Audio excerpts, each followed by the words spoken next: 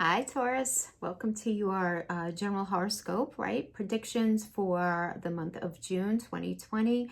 I'm doing a separate video just because June is such a wonky month, and I just figured I would put it all in one a short little video. We did already discuss the lunar eclipse going on when I did my last tarot reading, but I'm going to mention it again just for those of you who did not catch that. So let's get right into it. All right, we have the lunar eclipse happening on the 5th, and this is going to be a little bit of a strong one because we have Mars squaring, and then we have Venus it opposing Venus retrograde. So there's going to be a lot of this. A lot of that, Martian energy, right? That's very sort of rising to the top. So guys, this is not the best best energy for relationships that are a little strained right now. Those of you who are in pretty good relationships, you might have some, issues that you have to work through, but it's the kind of stuff that it's going to end up making you stronger on the other side. So it's really nothing to sweat in that way. But if you know that you're in a connection that, is strained, is really not very strong, those fissures are going to become even bigger and even more overt, and there could be jealousy. And this is the kind of energy, and this is not to be ominous, I promise the month gets better, but at this time it's almost the kind of energy where like love can turn to hate almost, and irresponsible behavior can be happening. Also, opposing the Venus retrograde, that could be like gluttony, that could be, laziness, that could be the inclination for some sort of shady behavior as far as cheating goes, and that's for those relationships that are not very strong, right? But those that are strong, you're going to be able to fare through it really fine, right? But that is happening on the 5th. So we have a lot going on this month. So let's just get right into that. Starting with that, that's going to be happening in your 8th house, okay? So the 8th house is naturally associated with Pluto and Scorpio, right? And this is a big house. It's self-regeneration. So you're going to be asked, though, to sacrifice something in this area. Something's going to be eclipsed away. Something that's not really of a strong foundation is going to be eclipsed away. Now, everything that I said for the relationship is going to be happening for everyone. It really is, just because Venus is involved in the whole mix. Also, I do want to mention, because it's a lunar eclipse, remember the lunar is moon, and the moon rules Cancer. And Cancer is that 4th house energy of home, of roots, of safety. So there's going to be this vibe of our roots, and safety is sort of going to be like this underpinning for everybody right now, regardless of what house it directly hits your sign. There is going to be this question of safety right now, right? Do I have what I need? Do I have what I need for my roots, for my family, for my people, for my home? All of that is definitely going to be front and center for everyone. But you have this eclipse, which you're going to, again, in your 8th house. So you're going to be asked to release something in this area, or at least revisit it in a way where it's handled in a different manner. Again, this is about self-regeneration. And what does that mean, right? This is about destroying old ego boundaries and creating new ones. It's looking at unresolved issues from early bonding relationships through to the present relationships that you have right now. This is about how you let go of things and how you meet transitions. It's the raising up of what's dark in you for you to look at, like in the light, and it's experience relationships as catalysts for change in your life. It's how you fare financially, either in marriage or even in a business partnership. And also, like, what actually happens when you merge, or you try to merge with another in a relationship. But most valuable here, I think, is your ability to discover that which is indestructible in you, okay? And it's so basically the energy here is, what do you need to get rid of that's no longer serving you in this house, having to do with egos, having to do with fear, right? Because when we look at whenever we have imbalanced ego, it's always because of fear, right? So looking at these things and getting rid of it once and for all, just saying, nope, that's not serving me, right? The 8th house also does, it has to do with other people's resources, your partner's resources. It has to do with money through, inheritance, through any sort of insurance payout, anything like that, right? But that's, again, that's where I was talking about, where it really has to do with, you know, how do you fare financially? Like, what's happening in as far as resources, because the 8th house and the 2nd house really kind of work in tandem with each other, and the 2nd house is resources, 8th house is other people's resources. So it's this idea of merging and resources and mutual resources. 8th house is also the deep intimacy that we experience when we have sex. Sex is an act that we do. It's like an activity that we do, right? I mean, and that's very much a 5th house energy. But our soul connection, that intimate, you know, connecting with another soul, that's 8th house energy. So you're going to be looking at this as well. How have you been in your deep intimate life? Yeah, do you have a healthy perspective? Are you giving? Are you allowing yourself to receive? Like, really looking at that, you know? And that's what's happening with the lunar eclipse, okay? And then we have, on the 18th, we have Mercury going retrograde in Cancer, and that's going to be happening in your 3rd house of communication. So, you know, and Mercury rules communication. Now, I do want to say this, because you guys are ruled by Venus, I don't feel like you and Libra are going to be getting the impact of these transits quite as roughly as maybe the other signs. Not that you're not going to be feeling it. You're going to be going through a lot of changes, but I feel like the changes are really ultimately just going to be, you're going to be able to identify them as more positive, like straight out of the gate, which is, I think, really good. So 3rd house. All right. So Mercury retrograde in Cancer. You know, Mercury retrograde, Mercury rules, whenever Mercury's retrograde, it's you have to look at Gemini, you have to look at Virgo, right? Because Mercury rules both of those, right? So Mercury, Gemini is the 3rd house, right?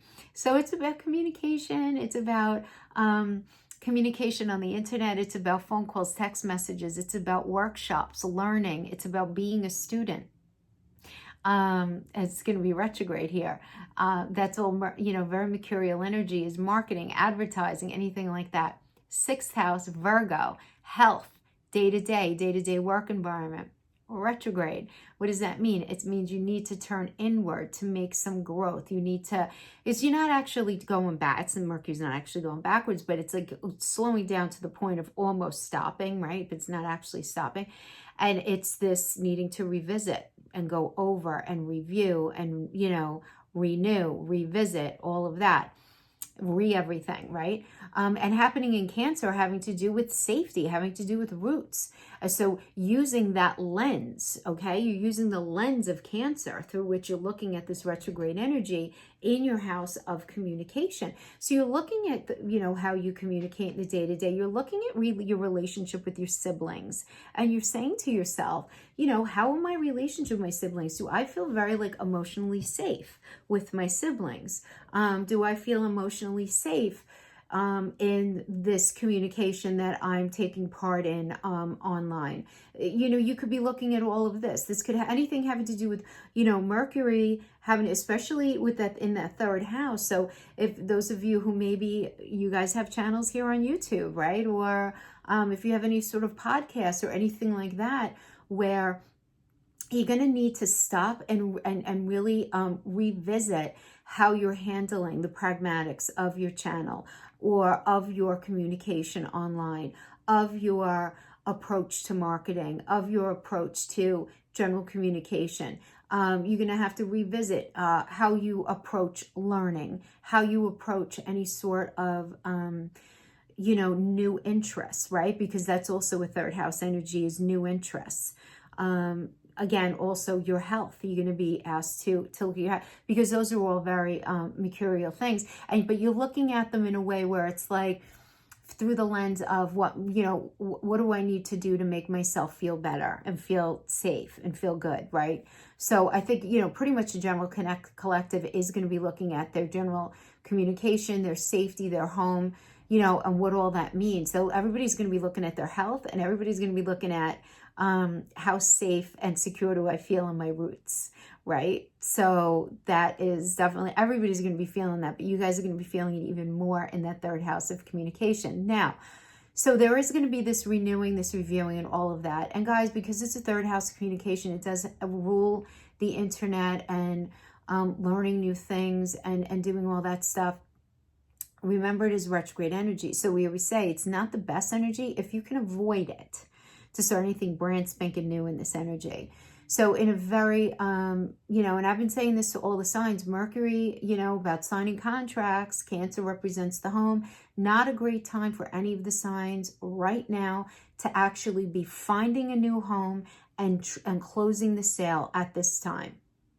Because things can possibly be lurking underneath the floorboards and behind the walls that you didn't quite see coming, okay? So you do want to just be very careful with that. That being said, if you do have a house where you put the bid in already, you found it, you love it, yada, yada, it's now it's a fine time to close, right? The energy does support that. That's not a thing. That's not a big thing, all right? Whatever was started before this energy, obviously, will be fine. But not a good time to actually, you know, unless, I'm going to say this as a caveat, unless you have Mercury retrograde in your natal chart, this is not a good time to start any new projects having to do with communication, having to do with the internet, having to do with, but if you know your chart and you know you have Mercury retrograde, especially if you have a retrograde in your third house, you'll be fine. Actually, this is a good time for you to do it, okay? This is very important to know your charts, your natal retrogrades. All right, what else do we want to say here? So we have that going on now. Now the month starts getting better, okay? On the 21st, everything I just said about the third house, right? So you're going to have to be reviewing, renewing, where you're going to feel this holding back. You are definitely going to be feeling this sense of restriction in your communication. You're not going to feel like you're coming across as clearly as you want to. You know, you're not going to be as feeling as productive as maybe you want to feel. So it's almost like this metaphorical harness, so to say, right? Okay, fine. That's happening on the 18th, but then on the 21st, in that same house, the third house, which is why I think June is so crazy. Then we have the solar eclipse in the north node of Gemini, and the north node brings gifts. So you're having this retrograde energy in the third house, but then you're having this gift brought to you. And because the north node is in Gemini and the third house is ruled by Gemini, it's going to be this very interesting energy. Now, I want to be very clear here. Mercury is still going to be retrograde in Cancer, but these ideas and these gifts and these epiphanies and these realizations are just going to be, it's going to be really popping. This is a great time to research, to learn, really good energy to learn in, right? This is a huge gift coming on the 21st, you know, with this Gemini solar eclipse. Thinking of a new way of marketing, thinking of a new way to structure your website, thinking of a new way to, something new to study. So you're researching, where are you going to learn this skill? Is it going to be via a workshop, a certification? What is it going to be? I do want to say though too, this year is all about Gemini helping us learn, and Gemini is about lots of learning. Geminis are the students. They are all about early learning, right? Early in the stage, fresh ideas, you know, so it's about very easily to adapt energy, right? So that's what we get from like workshops and certifications and stuff. It's less that Sagittarius energy of like the long-term kind of energy. It's right now, it's really about like quick arming yourself with the skill set that's really going to help, you know, push you forward in a way that you really, that you at least in an area that in a direction that you see yourself heading in. So I really like that, because where you have this challenge and this holding back, you're going to have these epiphanies where you're going to have so many solutions coming at you, right? Now, speaking of solutions are going to be coming even quicker and bigger at the very end of the month. But let's go to the 25th first, when we have Venus going direct. Right? It's been retrograde in Gemini in your second house of resources. So it's finally going direct. And what does that mean? It's like Venus is being born again in your second house of resources. And the second house is everything that you value, right? It's how you do money. It's what you do in your day-to-day to actually make money. It doesn't rule your day-to-day. That's sixth house. But it's what you do in your work that ends up helping, that you end up making money in. But really, like from a deeply energetic and personal perspective too, because Venus is in there, this is about forming a more solid sense of I, okay, within you, that is looking at the attachment of your identity to your physical body and defining your own identity by giving more specific boundaries and shape to who you are based on your inherent gifts, your inherent capabilities and qualities that you could further develop in your day-to-day. And you're going to be doing this through those third house energies of learning. So, I mean, this is just so good for you. It's identifying what gives you a sense of value or worth. What do you think constitutes security to you? Because really, this is about identifying that. This is an energy to think about what you attach yourself to, what you possess or hope to possess, and your relationship and attitude towards money, as well as the material world that you exist in. So I think these are all really, really positive, because I think they line up so beautifully for you, Taurus. I really do. I think they line up so beautifully. Now, two other energies that I want to mention real quick before we wrap this up is Mars is entering Aries on the 27th. I mean, this is really good because Mars rules Aries, and that's the Emperor energy. It's about being very laser focused, forward thinking, fresh perspective, a new initiative, feeling more daring, more willing to just really put yourself out there. And then finally, 3 days later on June 30th, we have the second of three Jupiter conjunct Pluto. Jupiter is all about luck and expansion. It's a benefic planet. And Pluto is all about transformation. It's about a simultaneous ending and a new beginning, right? Pluto rules Scorpio, and we love Scorpio because Scorpio is so intuitive, right? It's a water planet. So we like that these changes, these benefic changes are happening. Jupiter also rules Sagittarius, which is about moving forward with integrity, right? So it's all of these changes are going to be happening for us, which is really great because this is a longer term aspect. And we're going to be feeling an increased need for shared interests with others. We're going to feel more ready to take risks, risky undertakings, getting involved in new ventures, new businesses for many of us. This is a very ambitious time, feeling a very strong desire for success, which is really, really good. One of the most positive uses of this energy is to drive to better ourselves, which is really, really good. This transit generally favors big business, the law, grants, taxes, education, commerce, increased faith, increased influence. And guys, we need all this now. We need this to get our societies up and going again, right? To get our economy up and going again, and just to get us the hell out of our houses, right? And we need to engage in this energy. Is so unbelievably benefic. And a lot of you guys who have already lost faith in a certain, if not entirely, just in everything that's been going on, you're going to start to feel this renewed.